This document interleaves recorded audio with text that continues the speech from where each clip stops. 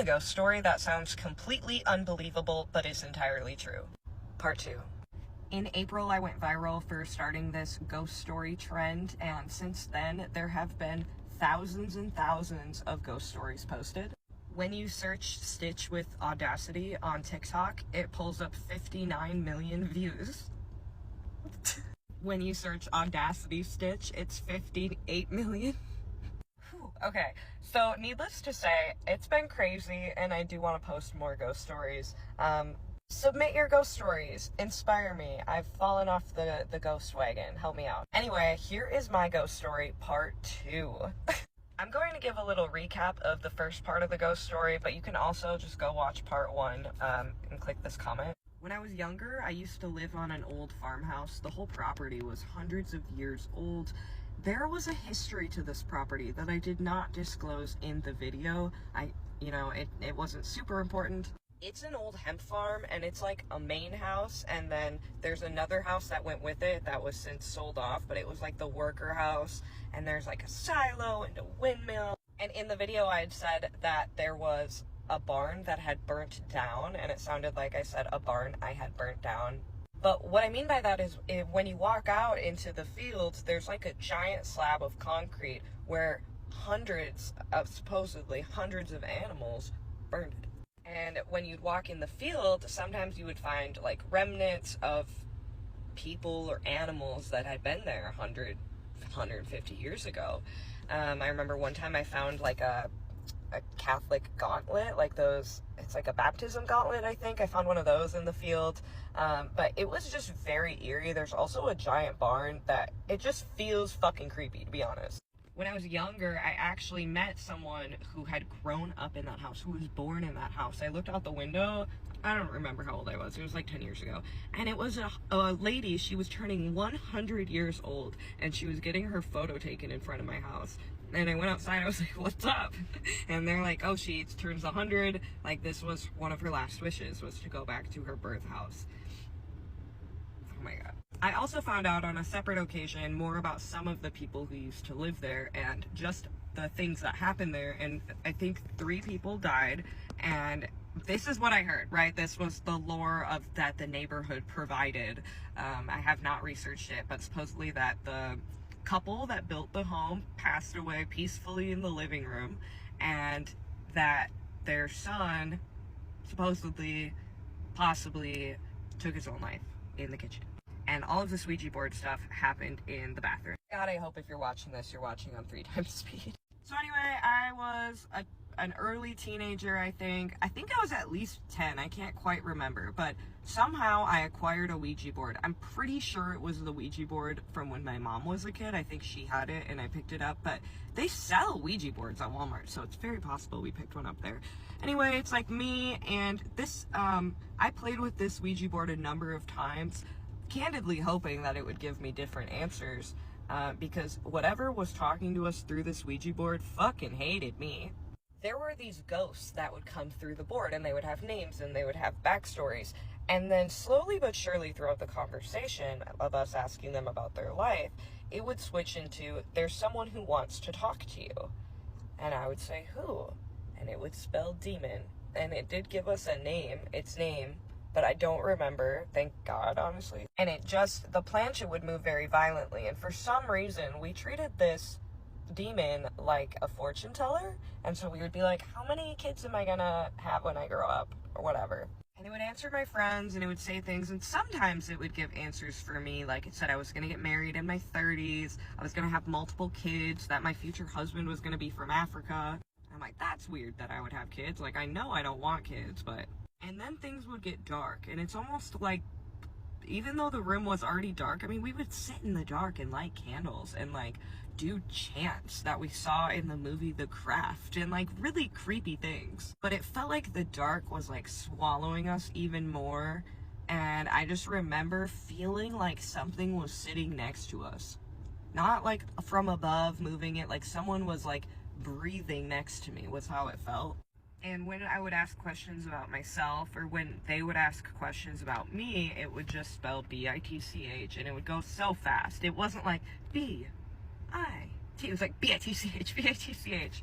It was horrifying, And then, you know, we never really knew anything about like closing Ouija sessions. I mean, I feel like the internet was around, right? But we didn't have like great access to information on Ouija boards or what we were talking to or what was going on. And I kept hoping my friends were messing with me. My one friend, Colleen, she asked a question, where are you from? Are you from the sun or the moon? And I believe it said the moon. I have another video on that conversation you can go watch in the playlist. Anyway, one of the times that I believe the demon was pretending to be a ghost, it told us like this full name, it told us how this person died, it said that it was buried in a cemetery, and the cemetery does exist in my hometown, and there were 2 other people with me. We went to the cemetery, we were 16, only one of us had our license at the time.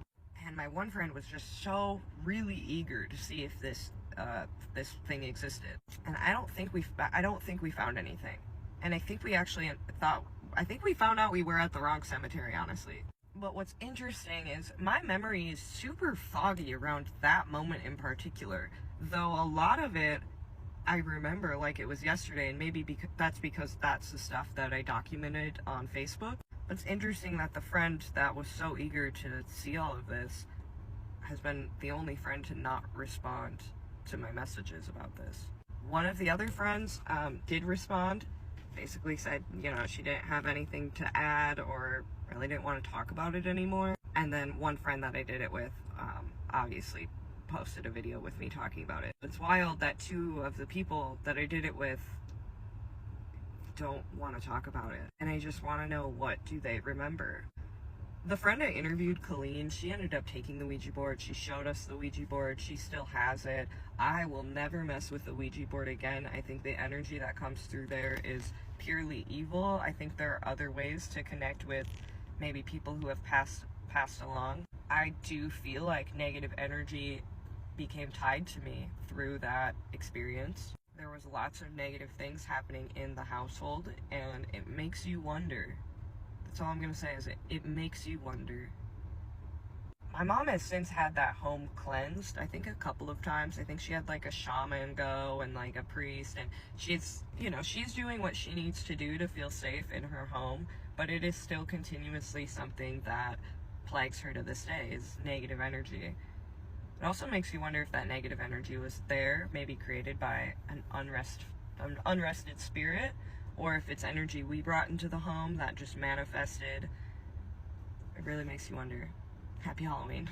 Tell me a ghost story that sounds completely unbelievable but is entirely true. Alright, so this is my scary story. Some of you guys might remember this story because I'm pretty sure I told it a while ago, like several years ago. But I'm going to tell it again because it was really scary. So I used to live in this house. It was actually the house that I grew up in. I lived in it from age 5 to 22. And it was in Wilmington, North Carolina, which is already like a pretty haunted. I think they call it like one of the most haunted cities in the country. But this house definitely had some strange goings on in it. I don't know if it was a ghost, like a spirit or a poltergeist, or what it was, but I have a lot of stories about this house. So for the sake of this video, I'm just going to tell this one story, but if you guys want to hear more, then let me know and I can tell you more. It's been a long time since I told a scary story on my TikTok, so telling this story is honestly kind of giving me nostalgia vibes. It's kind of taking me back to a simpler time. But anyway, this particular story happened when me and my sister Honey were the only 2 at home. So my dad, I remember, was on a walk. He used to go on nightly walks just to get that cardio in. And my other sister who lived with us was somewhere else. She was like at her friend's house or something. So me and Honey, my oldest sister, were the only ones home at the time. And we were sitting on the couch in the living room just taking some quizzes on Facebook, I remember. That's how long ago this was. We were taking quizzes on Facebook, and we started hearing something like rattling coming from upstairs, which directly above us was my dad's bedroom. So we started hearing like odd noises, like shuffling, like that type of thing, coming from the ceiling, which was the floor, to my dad's bedroom. And the noises kept getting louder and louder. Eventually, after this going on for quite a while, like maybe, honestly, I want to say like 30 minutes or so, because my dad would usually go on walks for like 45 minutes, and this was this had been going on for quite some time. So I want to say it had been going on for about 30 minutes or so. We were hearing noises, and it started to morph into the sound of footsteps. I say it morphed into the sound of footsteps because it literally sounded supernatural, if that makes sense. You guys are probably going to think I'm crazy, but it did not sound like normal. Like, it sounded like it defied logic, if that makes sense. So it was just like shuffling, and then all of a sudden it morphed, like it transitioned into footsteps. And the footsteps got heavier and heavier, and me and Honey we looked at each other and we were like, "Do you hear that?" And when we said, "Do you hear that?" like right when we acknowledged it out loud, the noises turned into like stomping footsteps, and we weren't doing anything at this moment because we like all this was happening so fast, and we were pretty young at the time. At least I was young at the time. I was 13, Honey was like 18, and I feel like we just didn't know what to do in that moment, but it turned into like stomping footsteps, and it all happened so fast. And my dad would keep a gate in front of his room because he didn't want the cat to go into his bedroom, but he wanted to keep the door open for like airflow. And our cat was morbidly obese, so he couldn't jump over the gate. So whenever my dad would go into his room, you could hear the gate like moving. It was a distinct noise. Nothing else, no other like house noises sounded like this particular gate moving, so it was very distinctive. And right when we acknowledged it out loud, when we said, "Do you hear that?" it turned into stomping footsteps, and then we heard the gate in front of my dad's door move open, and stomping footsteps came down the stairs. Now, it's important to note that the stairs were right next to us, like the sofa that we were sitting on, it was right next to like the foyer area. And so the stairs were literally right next to us, but they were like winding stairs. So we couldn't see the top half of the stairs. We could only see the bottom half. And our dad's bedroom was right at the top of the stairs. So right after we heard the gate open, we heard the footsteps stomping down the stairs. And it was so scary. We knew it wasn't the cat because we had the cat with us. And it just, I feel like it traumatized me because every time I talk about it, I get so scared, and I feel like I don't want to conjure anything up. Like, I feel like, oh. But so we heard the footsteps coming down the stairs, and it was stomping down the stairs, and we were just sitting there in shock for what felt like several seconds, but I'm pretty sure it was just like 1 or 2 seconds. And as soon as I like processed what I was hearing, I got up and I ran. And I ran past the stairs, and I ran directly to the garage door, and I ran out the door into the garage, and I turned around and Honey was not with me, so I ran back inside to get my sister, and she was in frozen shock on the sofa. And when I ran back inside to get her, there was nobody there. There was no body to the noise. There was no one there.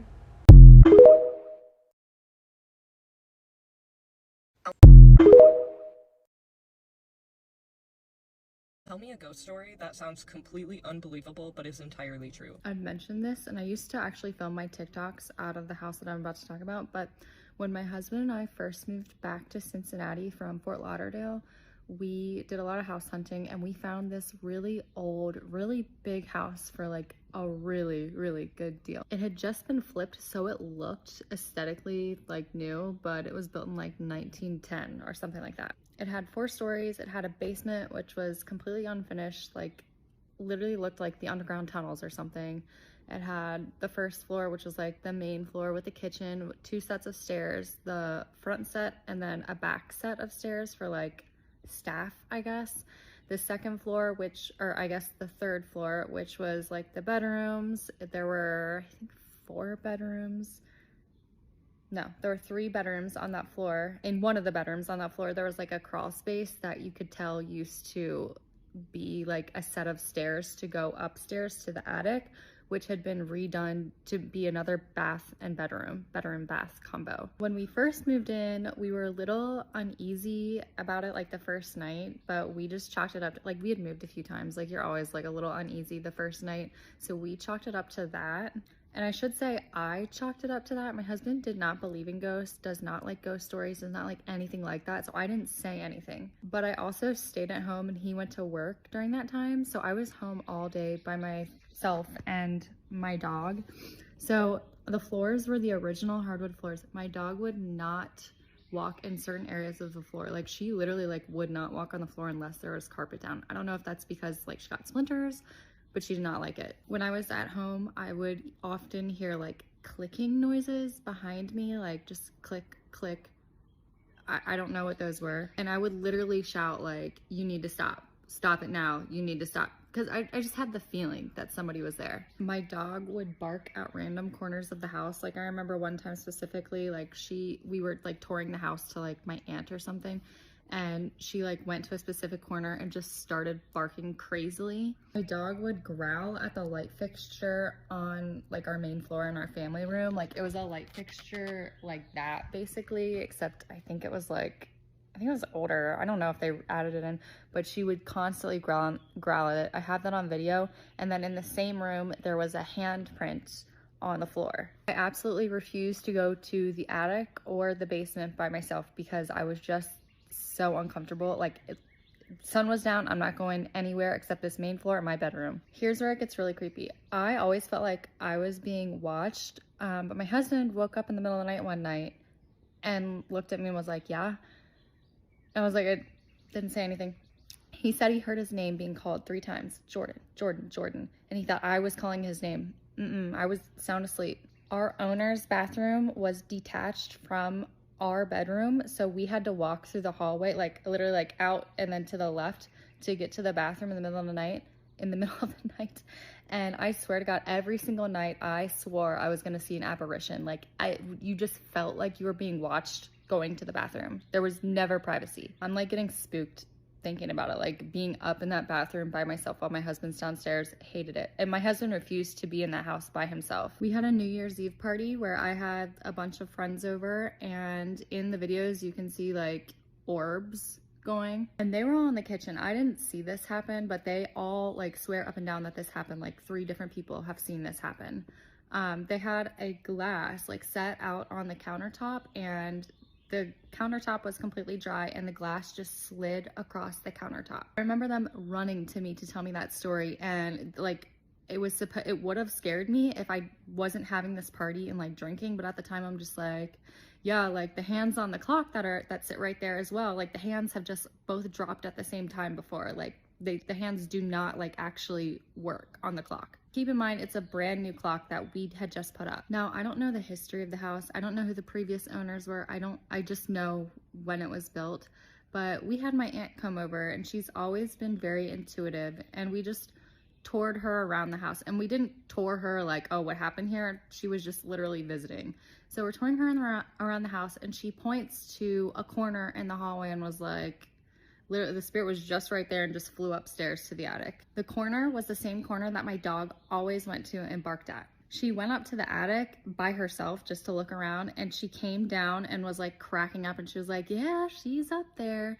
She sees everything the way it was before it was remodeled. So according to her, it was like an older woman, and the house had been like a boarding house for like women, I want to say. I think it was women at some point in time. I also forgot to mention that upstairs in that bathroom, like in the attic bathroom, there was a crawl space that I like went into to take like a TikTok video, because I was taking TikTok videos at this time. I had like 20,000 followers or something.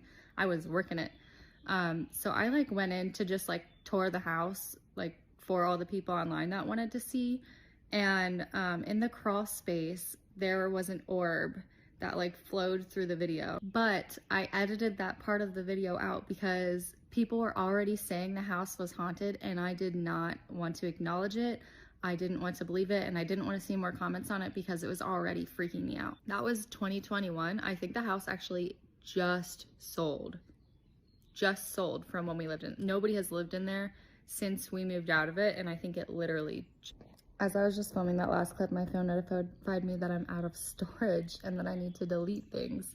So anyway, we only lived in that house for a month. It was some weird thing with COVID. It's a long story. I'll get into it if you want me to, but we ended up moving out. And immediately when we moved out, it was like, we moved into an apartment and it was like,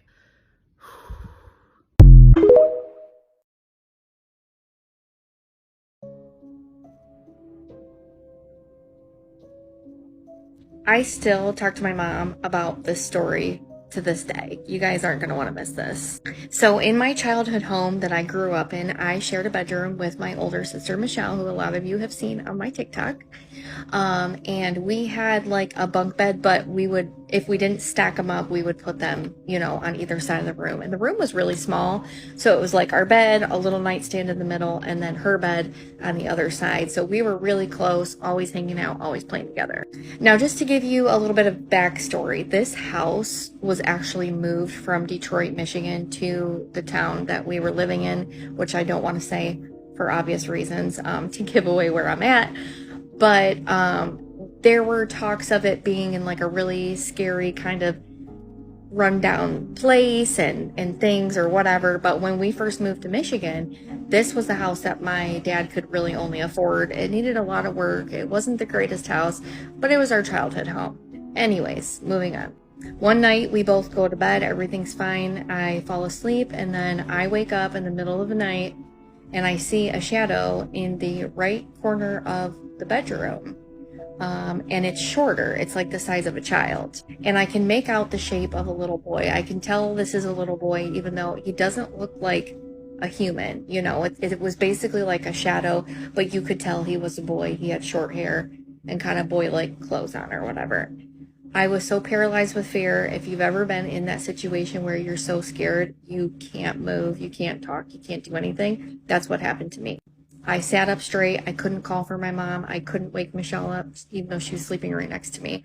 And finally, I was able to say, "What is your name and what do you want?" Now, keep in mind, I was probably 6 at the time, and I had never seen anything like that. I've never experienced any kind of spirit or demon or angel. To this day, I'm still not sure what that was. I just know that I was frightened to death. The only thing that he said to me, yes, he spoke to me. He kept saying, "My name is Robert. My name is Robert." And I just sat there and stared at him and was in such a panic. My heart was racing. My body was sweating. I will never forget this. Eventually, it was like he just kind of dissipated. He went away. And I stayed in bed for the rest of the night with the blankets over my head. I was too afraid to even get out of bed to go tell my parents because I thought he was going to come back. I never did see him again after that day. But I did see other angels and spirits outside of that same house. So if you guys want to hear that story, I'll share those too. Let me know in the comments. Tell me a ghost story that sounds completely unbelievable but is entirely true. Okay, so I actually have 2 ghost stories that are taking place like 15 years apart, but they're actually intertwined in a weird way. So I'll describe this. So the first and the more recent one was in 2012 and 13. Me, my dad, my brother, and my sister moved into a house in Seabrook, Texas, that's very close and near the water. So Seabrook is near Kemah, which is along the Gulf Coast. Like the Kemah Boardwalk is a worldwide tourist destination, and we're like 6 miles from the NASA Space Center. Anyway, so to sum it up shortly, we're actually starting to see the ghost of a conquistador in the house. And you wouldn't see like a full body apparition. What I personally would see, and I'm kind of showing you the corner of my room up there, is you would see his head come through the corner of the ceiling. And it was like this horrific color of like a weird glowing orange. It was bizarre. And it didn't appear like it wasn't like an everyday thing. It was very periodically, maybe once a month, every few weeks, you would see his head appear.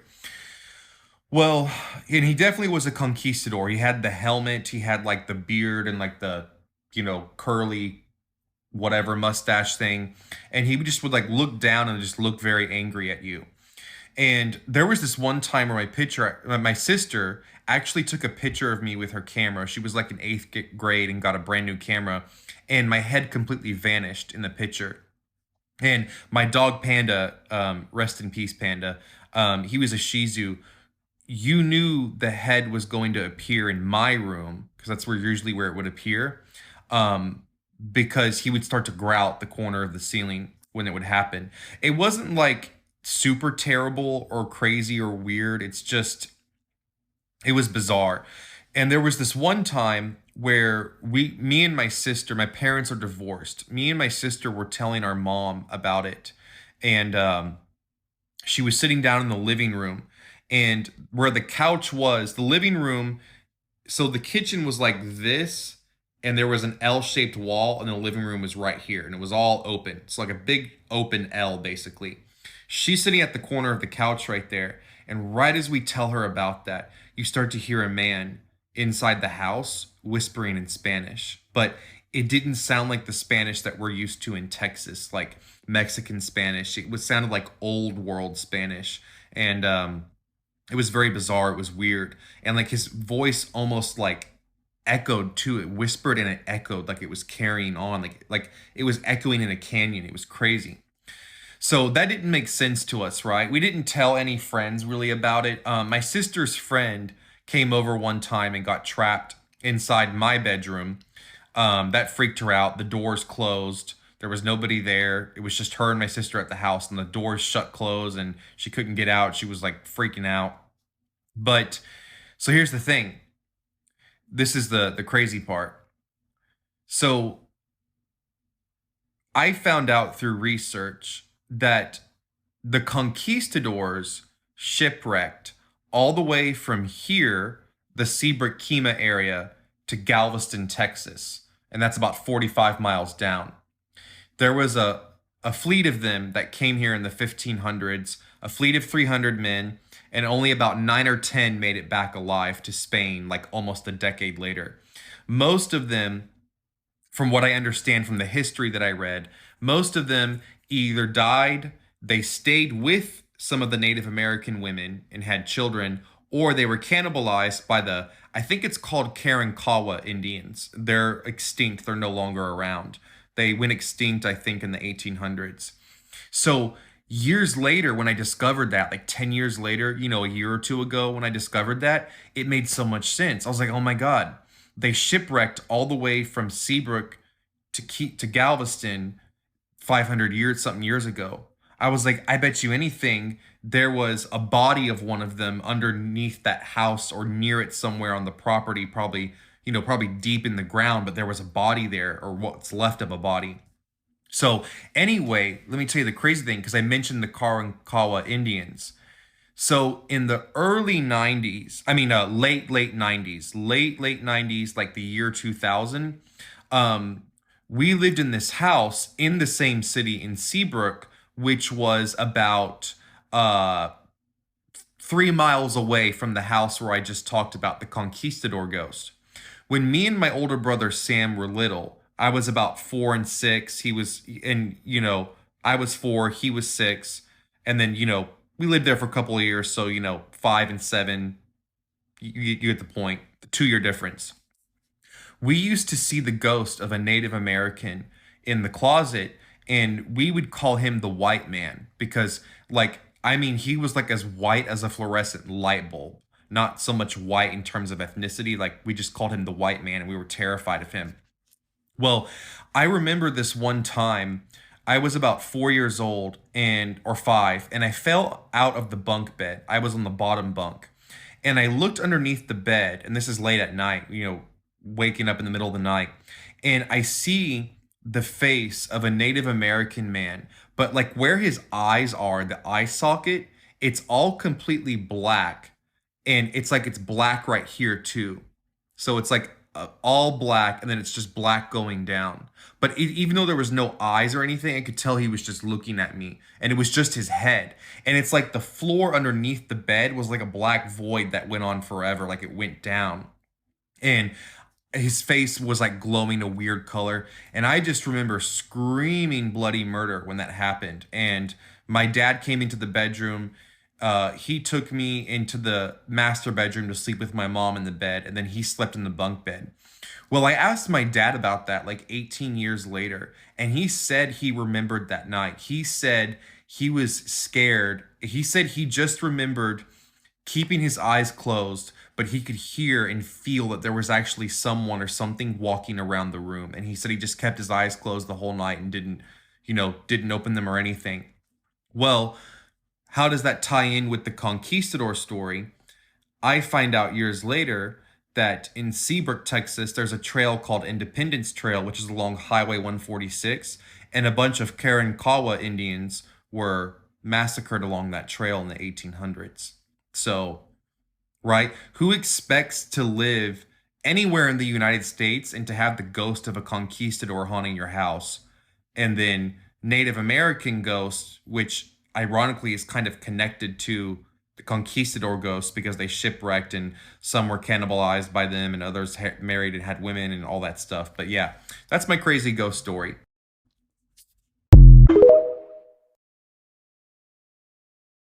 Tell me a ghost story that sounds completely unbelievable but is entirely true. I'll go. So I have a story from when I was 17 years old that to this day is unsettling to me and scary, and I still don't even know what to make of it, to be honest. But when I was 17, my best friend at the time, Matt, wanted to go visit his brother in Mississippi. Matt's brother was stationed in Mississippi with the Navy, and he lived in this house with his girlfriend and this other guy who was a Navy SEAL. I never met him, but I thought that was pretty cool. But yeah, so the whole plan was to go to Mississippi, hang out with Matt's brother, and then we were gonna go to New Orleans and go hang out on Bourbon Street and do all that. The drive was about 2 or 3 hours for me and Matt. So while we're driving there, Matt decides to tell me then, hey, by the way, my brother's house is haunted, ha ha ha ha ha. They've been having some problems, isn't that crazy? And I immediately got irritated that he didn't tell me that before. And if you guys don't know this about me, I grew up in a haunted house and my parents had to have priests come through and bless the home and all that. So there's history there for me, and it's just uncomfy to me. And I don't want to be around it. And that's it. So we end up getting there. I meet Matt's brother and his brother's girlfriend, and they're super cool, and we're all talking, hanging out. They're telling us about, what's been going on and all that stuff, and it was getting really bad for them. But they end up telling us a story about what happened in that house. And the story is really sad because it was a mother and her son, and the son was playing in the driveway and he ran into the street and got hit by a car and passed away. And the mother, being depressed, on the ceiling fan in the living room. Guess where me and Matt were sleeping? In the living room underneath the ceiling fan. And yeah, so first night, Matt decides to get really drunk and everyone else goes to sleep. It's midnight, Matt blacks out and he's dead asleep. And I'm laying on the floor in the living room next to Matt. We had blankets and pillows, and we had a big flat screen TV in front of us, and I put on Something Happy, and I put on the movie Jackass. And I'm sitting there and I'm slowly nodding off. And do you know when you're sitting at night in front of a TV screen and you can kind of see the light flashing over your eyelids? You can like see the screen almost. So yeah, I was seeing that. So as I'm falling asleep, I start feeling footsteps pressing into the carpet around my body. And I thought it was maybe Matt. So I turn and look, and Matt's sleeping. So it wasn't Matt. And the footsteps keep walking around my body, especially around my face. I feel the carpet pressing in around me. And my body goes into this state of fear. I was like frozen, I felt paralyzed, and I didn't know what to do. And next thing you know, the screen in front of me goes black. And I can hear Jackass playing, but it's just black. And I feel a heavy presence standing over me. And it felt like there was somebody standing over me, which is so unsettling to think about. and I start praying. That's like the only thing I feel like I was able to do. I just started like praying, like, God, protect me, like put a veil over me. I don't want to see this. Like, please go away. I didn't know what to do, and I end up falling asleep. Don't know how, but I did. And yeah, we wake up. I told them what happened. They're like, oh yeah, that's, you know, she walks through the hallway, she walks through the living room. And I was like, okay, that's creepy. So fast forward to the middle of the day. Matt's brother and his girlfriend, they go to work, and me and Matt are just hanging out at the house. We're in a good mood. We're not even thinking about anything, and we're sitting in the kitchen. So we're sitting in this round table in the back. So basically I'm sitting here and Matt is you. And behind me is a doorway, like a little bit further back behind me. And it goes to like the front door and then the hallway down to the bedrooms and then the living room. So me and Matt are eating boiled peanuts, talking, laughing. I have photos from this day, and we're in a great mood. And Matt looks right past me and he goes, I'll name Matt's brother's girlfriend, Sarah. He goes, Sarah. And I'm like, Matt, Sarah's not here. And he goes, Sarah. And I was like, Matt, Sarah's not here. And then the door slams at the end of the hallway. And me and Matt spring up without saying a word to each other and haul ass out of that house. I've never ran so fast in my life, like genuinely. Like, we sat outside of that house until his brother and his brother's girlfriend came back. And we did not go back in until they came back, and we told them what happened. And they said, like, it's normal, it's been happening, and it's creepy. So that's pretty much all we experienced, I mean, at least that I can remember. And fast forward to what I heard is that Matt's brother and his girlfriend at that time, they ended up having to move out of that house. The Navy had to move homes for them, because it got really aggressive, and whatever they were dealing with in there did not want them there. And yeah, that was not Sarah, and it was really unsettling for me. And yeah, to this day, I don't really know how to explain it, but I thought it was really creepy.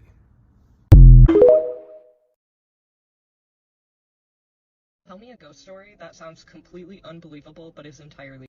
Okay, I got one for you, and this one sounds not even bizarre. It just sounds like I'm crazy. So if anybody has answers as to what the fuck I seen, let me know in the comments. So we would stay at my great-grandmother's house. That was huge property, by the way, like huge. And it was a family reunion. We were the first ones to get there that night. And in the room that we stayed in was a huge, huge room. It was able to fit 3 beds, 3 queen beds, and a wardrobe in the corner, and like our suitcases. It was a really big room. In that big room is a door that has like, if you've been to Mexico, you know what I'm talking about. It's like the windows that are blurry that are usually found in like shower doors. So like you could see like figures on the other side. It's just that it's like not clear. So this door had that window, and that door lets you use like a smaller room. So I slept on a bed with my younger sister. Keep in mind, I'm 3. So my sister has to be like 1.5, maybe 2. Which is the furthest one away from the door. It's like the very corner. Next to us is another queen bed, and that's my parents. And then across from us is another bed on the corner by that door, and it's my older sister. She's sleeping by herself on that bed. Now, this is where it gets a little crazy, so stick. I woke up in the middle of the night to tapping sounds. I remember sitting up in my bed and looking around the room like, what is that? And everybody was sleeping. My dad snoring, like everybody's knocked out. All the lights are off. The only light that is in the room is the moonlight. There is a window in that big room, and it's like I remember it being so high, and the moonlight is casting in. Now, on the other side of that little small room is also a window on the same side of the wall, and you can see the moonlight also casting in that other side of the room because it's bright in there. So I remember looking into that door, that at least a little small room, right? I saw this hairy dog-shaped man. Now, remember, it wasn't clear. I only saw like the outline of his face, and I remember his face looked like a Yorkie. Like it was a big snout, and like I could see the hair. But one thing I will never forget is its long fingers and nails. I swear to God, it was like a horror movie. Like he was making the tapping sounds, and I could see how long his fucking nails are. And I remember him pointing at me, so he'd do this and then point at me and then he would do this for me to come and open the door for him. Now, that sounds bizarre, but I remember him, I could see him visibly getting upset because I wasn't going to open the door. And I remember shaking my head and being like, no, I'm not going. I felt so scared, like something, I don't know what it was. It just, something was telling me, don't go open that. And I see him start getting frustrated and walking back and forth. So he would like walk that way, past the window, walk that way, past the, so start pacing around, and then he'd stop at the door again, at that little window, and start tapping again. And would just continue to point and have point down so for me to open the door. I remember that my parents said that I woke them up. I was screaming, that I kept saying that there was a dog man.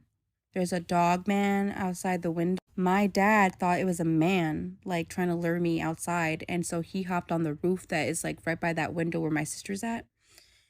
And no one could see, no one's seen anything. So my mom had to calm me down. She said that she went back to bed. She put me back to bed. But I remember like the lights going on and he wasn't there anymore. As soon as the lights go off, everybody falls back to sleep. He starts tapping again and he's there again. I remember I was so petrified that I slept with the covers over my head and I woke up the next morning. And apparently, I wasn't the only family member who has seen this dog man on the property.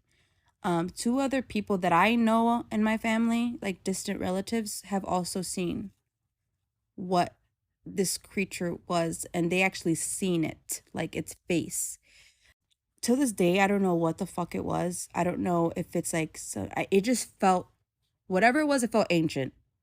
I don't know what it was, but if I close my eyes, I can put myself back there, and I remember vividly what he was doing, how he was pacing, how he looked, those nails, the fingers. It was something like fucking Pennywise would do. I have not stayed in that property in like 20 plus years, but yeah, if anybody knows what it was, what it possibly may be, let me know.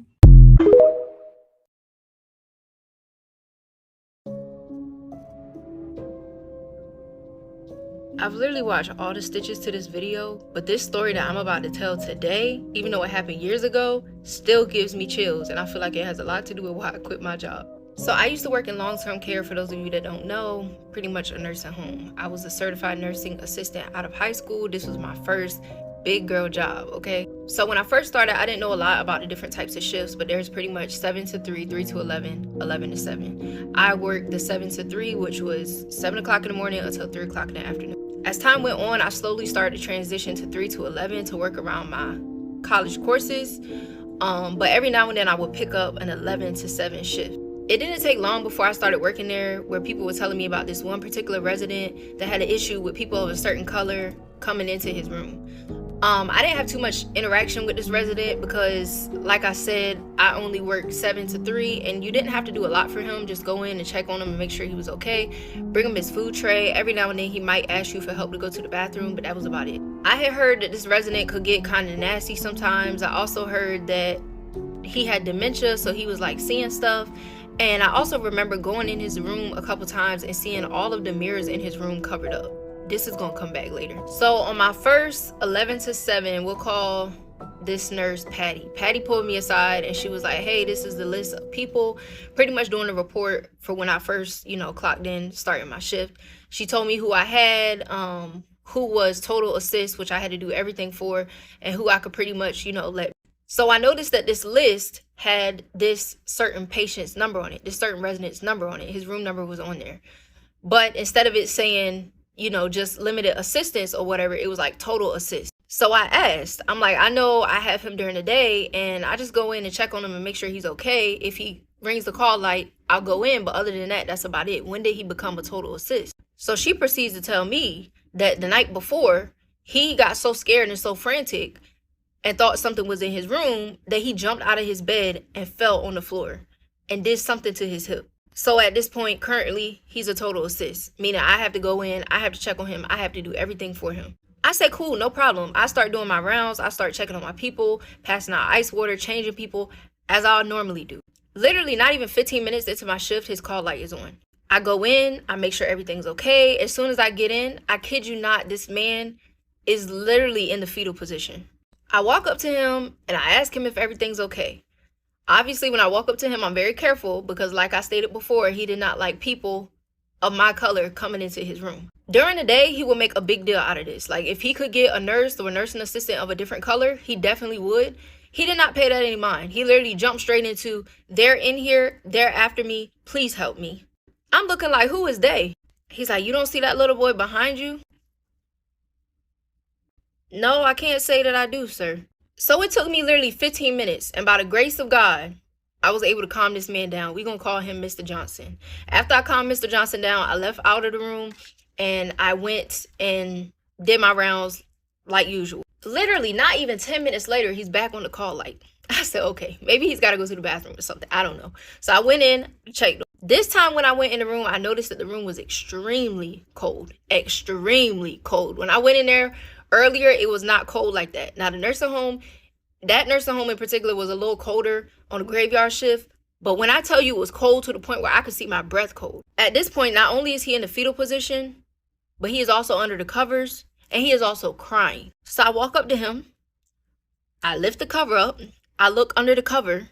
Again, he's sitting under there. We make immediate eye contact and he's like, help me, please help me. So I'm trying to calm him down because whatever he's seeing, I'm just not seeing it. So I'm like, Mr. Johnson, I'm gonna need for you to cooperate with me. I'm gonna need for you to tell me what's going on so I can better assist you and we can get through this shift together. At this point, I'm doing what I've been taught to do for somebody that's going through a dementia or Alzheimer's crisis, which is what I was told that he had. He calms down a little bit and he literally just starts talking. And when I tell you this got crazy quick, it got crazy quick. So he's telling me that when he was younger, about in his 20s or 30s, he was married to a young woman. We're going to call her Maggie. Him and Maggie had just bought a farm. It was literally just him and Maggie. And before you knew it, Maggie got pregnant. Back then, it literally wasn't uncommon to have people of color hired as help to help you on the farm, to help you raise kids, whatever the case may be. This was post-slavery, but people was very much still feeling entitled to doing whatever they wanted to do to people of color. So that's the time frame we in. He tells me that months go down the line, whatever. He goes and he wakes up early one morning. He sees that his wife is a little uncomfortable. She tells him like maybe the baby's coming or whatever. He doesn't think nothing of it. He goes out, get on his tractor, and he does his farmer work. He has a farm hand named Tommy. Tommy is a black man, okay? Around lunch, he's guessing is when his wife went into labor while he was still out in the field. His wife called her mother-in-law, which was Mr. Johnson's mom, her sister-in-law, and his brothers came as well. Everybody's making sure that everything's going okay. The baby is finally born at some point. When the baby is born, I guess everybody in the room looked around at each other and realized that this baby was not in no way, shape, or form white. The brothers immediately take the baby and they go outside. His mom sits there with her and they go. They snatch this baby and they take the baby outside. Meanwhile, all this is going on. Him and Tommy are still out in the field. They took this baby out into a body of water. And I will not be saying what they did to this baby, but you can only imagine for the time period. Him and Tommy finally wrap up their work for the day and he heads back to the house. When he gets inside the house, he sees his wife sitting there with his mother. His wife is crying. His mom's just sitting there irritated and pissed off. He asks what's going on, and that's when she gives him the whole rundown that your wife was pretty much sleeping with your field hand, and this is the situation that you're in. So he asks, where's the baby? And the mom says, your brother's taking care of it. Don't worry about it. You need to figure out what you're going to do with her. Meanwhile, this is going on. His brothers have went and got Tommy out of the field. The things that they did to Tommy, again, I cannot describe it here on TikTok, but just imagine the torture and everything that he went through. They literally just left him there in that field. They left him there in the middle of the field. This man proceeds to tell me that when he finally figures out what happened and what his brothers did, they literally acted like nothing ever happened. And every night, Tommy and his son will come and visit him like clockwork. At this point, when I tell you the chills are running up my spine, literally every hair on my body is sticking up. I don't know what to say. I'm like, when they say frozen in fear, I was frozen in fear. Because it's like, as soon as he told me that story, I could pick up on what was in the room. Before, I couldn't pick up on what it was, but I could immediately feel something else in the room with us. After he told me the story, I finally got him to calm down and he went to sleep. He slept for literally a couple hours, and at this point, we're at 3 o'clock in the morning. Like clockwork, he hits that call light again. I go back in. I remember walking into the room and all of the sheets were taken off of the mirrors, which I thought was very strange because he wanted his mirrors covered up for a reason. I went over to Mr. Johnson and I touched him to make sure that he was okay, and this man was ice cold. He had died. As I went to leave the room to go contact a nurse, oh my God, I'm getting chills. I'm literally passing by this mirror, and as I'm headed out, on my left is the mirror. I turn and look in the mirror, and behind me, to the far wall of Mr. Johnson's room, I see a taller figure, and I see a shorter figure standing beside this taller figure that I would say is probably about the height of a 5-year-old child. I have never seen nothing like that in my life, ever. And I cannot explain the amount of fear that ran through my body, but I got out of that room so quick, I will tell you that. The crazy part is that when the nurse came in, we could not understand how these mirrors got uncovered. Even the one in the bathroom was uncovered. The one in his room was uncovered. Again, this is a man that just hurt his hip yesterday. There's no reason why he should have been out of bed taking these blankets off this mirror, and I know he wouldn't have done it anyway. Also, the fact that she felt like he had been dead for longer than I said he had. But again, I had just talked to Mr. Johnson. I had literally just talked to him. So I don't understand how a dead man talks, but maybe y'all can let me know. And when I tell you, baby, I only lasted 3 more days after that. I didn't sleep for days. I said, I'm not coming back. Y'all ain't gotta work. Me a ghost story that sounds completely unbelievable, but is entirely true. I'll go first. When I was 8. Okay, we bought this house about 8 years ago, and we bought it from an older couple, and the husband was in pretty poor health. Their names were Melvin and Violet.